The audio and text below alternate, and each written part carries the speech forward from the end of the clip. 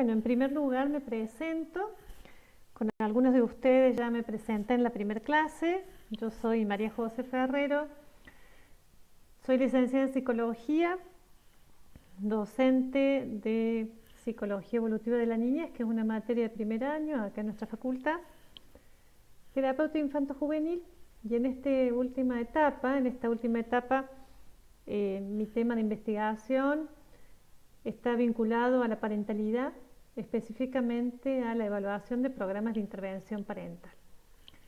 Y en esta ocasión Luis me invitó a participar en este módulo que versa sobre el desarrollo de la regulación emocional y las estrategias específicas de regulación que aparecen en esta etapa, en los inicios de la infancia y hasta la adolescencia.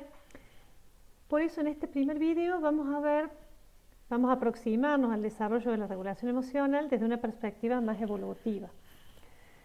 Vamos a avanzar y detenernos un poco en los factores implicados en la regulación emocional. También vamos a hacer un pasaje por las estrategias de regulación que son más esperables de acuerdo a los distintos momentos evolutivos y el papel de las influencias familiares en el desarrollo de la regulación emocional. Comenzamos entonces por los factores implicados en el desarrollo de la regulación emocional. Los autores hablan de una red multidimensional de factores que están involucrados. Y en primer lugar, ellos consideran al desarrollo del córtex prefrontal como uno de los factores principales. Tengamos en cuenta que el córtex prefrontal es la base, podemos decir, de las funciones ejecutivas, la base neuroanatómica de las funciones ejecutivas. Y las funciones ejecutivas son las encargadas de regular los programas de acción. De ahí el papel que tienen en la regulación de la conducta y de las emociones. Y este factor va de la mano también del desarrollo de los procesos atencionales. En primera instancia, el nivel atencional de un bebé es fluctuante, con periodos cortos de atención. A medida que va avanzando en el desarrollo, este tiempo atencional se va tornando más prolongado y mucho más sostenido y selectivo. Y esto también va colaborando en la capacidad de autorregulación. El tercer factor es cómo se van consolidando de manera progresiva las características de personalidad de ese niño o esa niña. Cuáles son las emociones cómo va construyendo subjetivamente su perfil, esa construcción subjetiva que el niño o la niña va pudiendo ir consolidando. Y finalmente, la socialización familiar, que está, donde nosotros podemos situar aquí la calidad de las intervenciones parentales. ¿Qué impacto diferente tienen como modelos de regulación emocional a aquellos papás o mamás que tienen un estilo podemos decir más amigable, más empático a la hora de acompañar la gestión de las emociones que aquellos otros papás o mamás que tienen estilos un tanto más autoritarios o más punitivos o más críticos, ¿sí? Entonces, o también la ausencia, por ejemplo, o presencia de contención familiar va configurando procesos de desarrollo de la regulación emocional muy diferentes.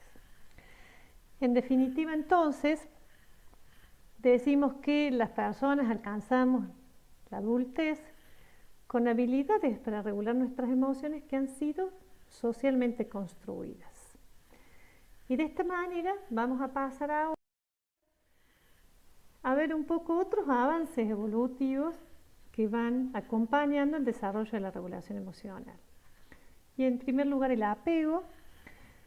El apego se conoce y se dice que es como la matriz privilegiada, donde el niño va pudiendo internalizar los distintos tipos de expresiones emocionales, la comprensión emocional y, en definitiva, los patrones de regulación emocional, que está vehiculizado por sus cuidadores principales en primera instancia.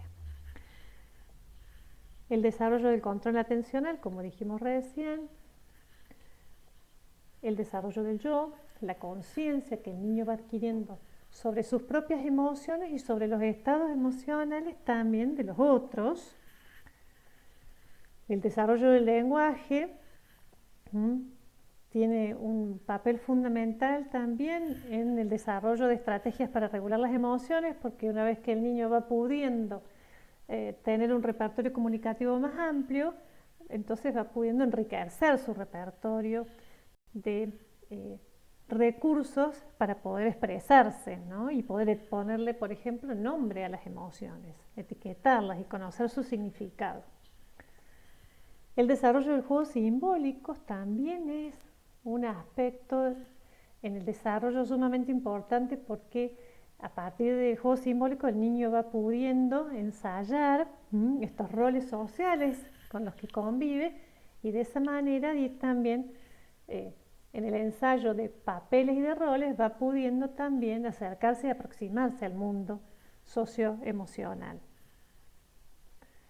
Los avances cognitivos, los avances en la comprensión, en el procesamiento de cierta información, le va a permitir ir entendiendo cómo se van ligando las emociones con las causas, las consecuencias, con ciertos recuerdos. De esta manera va pudiendo también, más adelante, poder reflexionar en torno a las emociones. Y finalmente, la comprensión de las reglas y las normas morales convencionales son muy importantes, porque van a permitir también el despliegue y el uso de las emociones que llamamos sociomorales, más complejas. Entonces, de esta manera vemos cómo la regulación emocional también va de la mano de otros avances cognitivos. Un trabajo de investigación que brindó aportes significativos al estudio del desarrollo de la regulación emocional es el experimento del abismo visual de Gibson y Walk, desarrollado en la década del 60. Este experimento originalmente estaba destinado a estudiar la percepción de profundidad en los niños y las niñas. Pero lo interesante para este caso es que durante la década más o menos de los 80, en 1985, un grupo de investigadores adicionó un elemento más, usando como base este experimento. Y lo que hizo fue pedirle a las madres que se pusieran del otro lado de la mesa, para comprobar, el impacto que tenían en la percepción emocional los mensajes de las mamás. A un grupo de mamás le pidieron que emitan mensajes alentadores, alegres, y a otro grupo de madres que emitan mensajes más temerosos, más de contenido, que tengan más mensajes que transmitan cautela o miedo. Y los resultados fueron muy claros.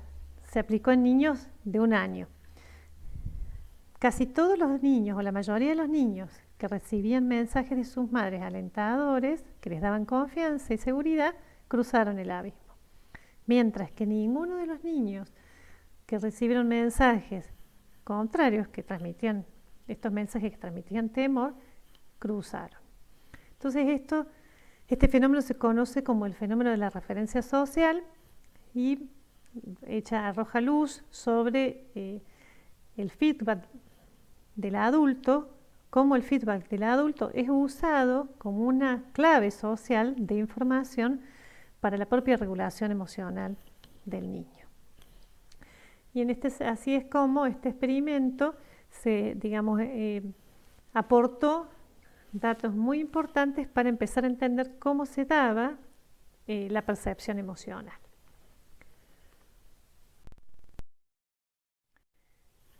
Veamos ahora la evolución de la regulación emocional en distintos cortes evolutivos que hemos hecho en esta etapa de la infancia hasta la adolescencia. En primer lugar, durante el primer año de vida, las estrategias de regulación emocional son limitadas y mínimas. La fuente de regulación son los otros, los cuidadores principales. Cuando pensemos en un bebé, durante el primer semestre, los primeros momentos, digamos, de vida, los primeros tiempos, las situaciones de desregulación son muy frecuentes. Y entonces el papel que cumplen los cuidadores principales a la hora de contenerlo y cuán predispuestos estas papás, estas mamás se muestren a atender a estas demandas de atención que tiene el bebé, porque el bebé sabemos que nace con capacidades que le permiten transmitir información, y en la medida que haya adultos disponibles que puedan atender a estas expresiones y a estas de mensajes que el bebé va transmitiendo, se va constituyendo, le va permitiendo al bebé que pueda anticiparse y pueda ir elaborando expectativas de respuesta ante la regularidad de situaciones que se van dando por parte de su contexto, de los cuidadores que forman parte de su contexto cercano. Entonces, como ejemplos en esta etapa tenemos el bebé que llora porque se desregula, porque tiene hambre, porque está incómodo, porque tiene sueño, porque tiene frío, o porque se asustó, está cansado, y los adultos despliegan estrategias para poder calmar esa situación que lo ha estresado, ¿sí?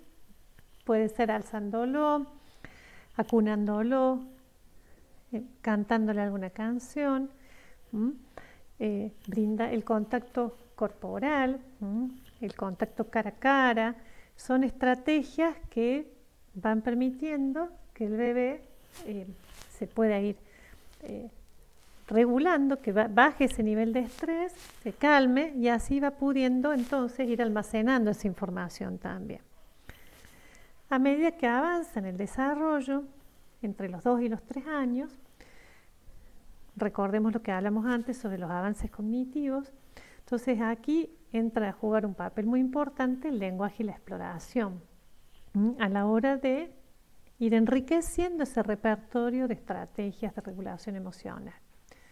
Aunque el niño en esta etapa, al poder manejar ciertos recursos comunicativos, ya va pudiendo discriminar algunas otras emociones más allá de las básicas, y va pudiendo etiquetar las emociones y ha ampliado su capacidad de comprensión, todavía necesita del apoyo del adulto para poder regularse. Entonces, su mundo emocional en esta etapa es mucho más amplio. Empieza a entender un poco más ciertas emociones más complejas, como la vergüenza, ¿sí? Los celos, cierta culpa. Y las estrategias de regulación emocional empiezan a aparecer algunas que tienen como una finalidad más reconfortante, como más, podemos decir, que le devuelven al niño una sensación más placentera, más relajante, como por ejemplo acariciar algún peluche, acariciar o abrazar esa mantita con la que duerme todas las noches, tocarse el pelo o succionarse el pulgar, que también es una estrategia de regulación emocional. Ya cuando nos acercamos entonces, cuando el niño ya empieza a estar escolarizado entre los 4 y los 5 años, ya a esta edad él puede mantener charlas sobre sus sentimientos y sobre sus emociones, puede dar respuestas cuando le preguntamos cómo está, tanto de él como también un poco respecto a los otros. Va progresando, podemos decir, la comprensión emocional va progresando hacia elementos un poco más internos y menos visibles. Hasta entonces, la comprensión emocional estaba muy ligada a la percepción visual. Por ejemplo, para discriminar ciertas expresiones emocionales del rostro necesitaba percibir las referencias visuales de esa emoción. Ahora ya no, ya va internalizando y su capacidad comprensiva es mucho mayor. Entonces también esto le permite empezar a entender que las emociones se relacionan con los deseos, con las creencias, con los recuerdos también. Y de esta manera todavía decimos que perdura y persiste, digamos, a la hora de regular sus emociones, el apoyo del adulto, empiezan a verse ya algunas estrategias de regulación emocional, como por ejemplo la distracción, como con, digamos, ellos hay niños que ya mirando un programa de televisión se pueden regular, leyendo algún cuento, mirando algunas imágenes, y también algún que otro, digamos, esto nos va permitiendo darnos cuenta que empieza a haber una especie de autonomía, pero es muy incipiente todavía. Y entonces, cuando ya nos acercamos, el niño en la etapa de los años escolares propiamente dichos, ya es esperable que aquí las funciones ejecutivas que hablábamos al principio estén más consolidadas. Entonces ya el niño es capaz de poder elaborar planes de acción, sostenerlos, evaluarlos y monitorearlos. Y de esta manera empiezan a conocer algunas otras estrategias de regulación emocional que tienen que ver más, pasan por el procesamiento cognitivo. Cómo ponerse a leer algo, poder pensar en otra cosa, digamos, cambiar el foco atencional o la reevaluación cognitiva, ya son estrategias que va pudiendo empezar a utilizar el niño en esta etapa. Y empiezan a comprender la asociación entre las emociones y las expectativas personales, ¿sí? Las metas personales, los objetivos y también los estándares sociales. Ya en la adolescencia, podríamos decir que el adolescente ya se desarrolla estrategias personales, autónomas, y se desprende un poco del apoyo adulto y traslada ese apoyo adulto hacia sus pares.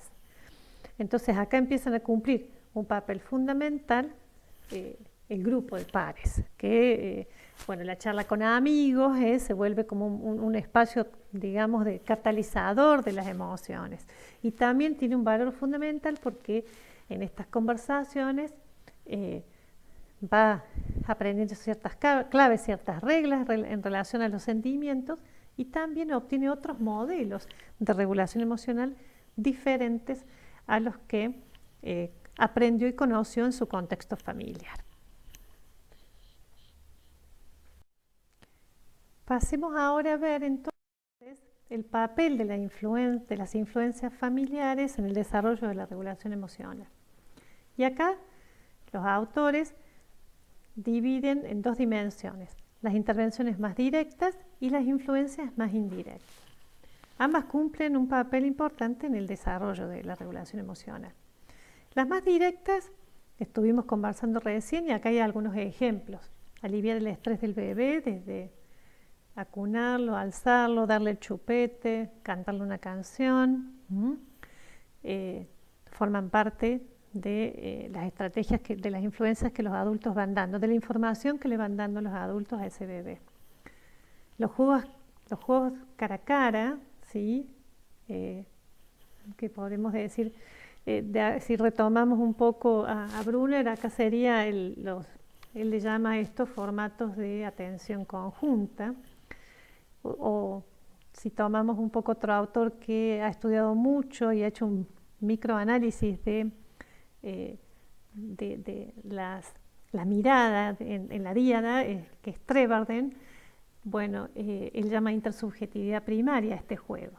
Y este tipo de juegos, ¿no?, constituyen, podemos decir, una intervención en un contexto de emocionalidad, porque, digamos, el adulto se involucra en episodios cortos, atencionales, que están focalizados en la interacción social. Y este tipo de juego contribuye al desarrollo de las capacidades rudimentarias de autorregulación, en la medida que van permitiendo mantener un nivel manejable de alerta, ¿sí? Entonces son como los primeros rudimentos, indicios rudimentarios de la autorregulación. Estos juegos cara a cara, ¿no?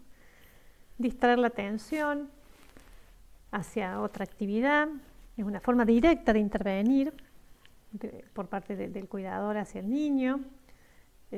Cuando le dice, bueno, cuando el niño está llorando, está muy irritable y le dice, cambia el foco atencional hacia otro estímulo que no sea, digamos, que lo saque de ese estado. La asistencia en la solución de problemas, como por ejemplo a la hora de resolver alguna tarea escolar, también es una influencia directa. Cambiar la interpretación de las experiencias, la interpretación cognitiva que se hace sobre un hecho se lo puede cambiar. Cuando una mamá le busca darle otra mirada a la situación. Habilitar la expresión emocional, esto es una técnica que se usa muchísimo y que tiene, digamos, dentro de los programas que ahora más se promueven en relación a validar lo que se conoce como validación de las emociones de los niños, permitirles y favorecer que se expresen. La estructuración de las experiencias también aportan hacia la regulación emocional, en el sentido de que hacen que el entorno se vuelva predecible, y el niño pueda anticipar situaciones, y eso va ayudando a que no se desregule, a manejar los niveles de regulación emocional.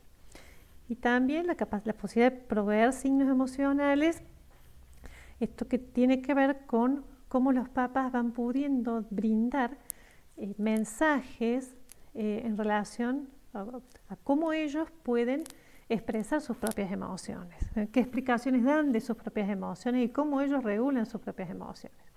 Y finalmente, las influencias más indirectas tienen que ver cómo evalúan los papás y las mamás las emociones de sus niños. Entonces, las respuestas o las evaluaciones que los papás tienen, más empáticas, más constructivas, frente a un desborde, frente a una situación por ejemplo, de terquedad, si los adultos validan esa emoción, bueno, entonces se va tornando como en un recurso de contención social, ¿sí? Y le permiten al niño ir gestionando sus emociones de una manera, digamos, más saludable. En cambio, aquellas evaluaciones que son más críticas, más denigrantes, donde, digamos, se lo reta, se lo castiga, se invalida su emoción, se la cuestiona, entonces, bueno, eso le va adicionando estrés al niño o a la niña, digamos, le suma, lo torna como mucho más problemático, teniendo en cuenta que ya resolver la propia situación implica un desafío, ¿no? Entonces, bueno, esto va obstaculizando la posibilidad de ir aprendiendo modos más constructivos de regulación emocional. Entonces, finalmente lo que podemos decir es que la autorregulación emocional se va a desarrollar a medida que el niño o la niña va internalizando estas evaluaciones explícitas e implícitas de sus propios sentimientos, que van realizando los otros significativos. Y así va comenzando a poder evaluarse a sí mismo y a sus propios sentimientos. Y con esto hemos terminado esta primera presentación. Vamos a continuar en la segunda presentación ya con el tema, el papel que tiene el vínculo de apego en la regulación emocional.